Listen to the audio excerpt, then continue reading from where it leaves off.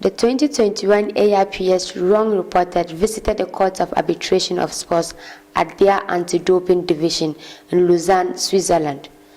The young reporters, led by President Gianni Melo, were received by the Director General, Mathieu Rip. He explained the history of CAS, which went from handling 15 to 30 cases annually in its early years to 900 cases currently. It means it's like a real tribunal with judges who are called arbitrators, and they will hear any sports-related dispute which is brought to this court as a final instance, or if it's doping, could be a first instance. But in general, we use to say that it's an appeals court. It's the Supreme Court of sport in the world, and any party having a decision rendered by an international federation, for example, who is dissatisfied, can file an appeal at CAS, and throughout the process with written submissions, oral hearing, there is a final decision which is called award, which is delivered.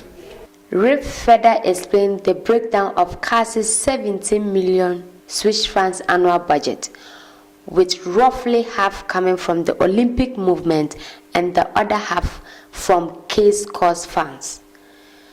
The Director General also had a word for the young reporters. Message is to, I think, start with full motivation and belief that this is something, it's an interesting world.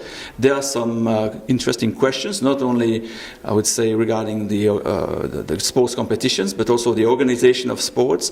We call that also the business of sports and the sports justice. I think there are many interesting elements. Even if you may focus on the sports disciplines, the organization and the management of the sport competition is also very important. So I would say that we should have a wider, I would say, observation of the entire sports in the world. Earlier in the day, the young reporters also visited the headquarters of the International Swimming Federation, FINA. The organization, founded 113 years ago, looks to move with the times with digital presence as one of its key pillars.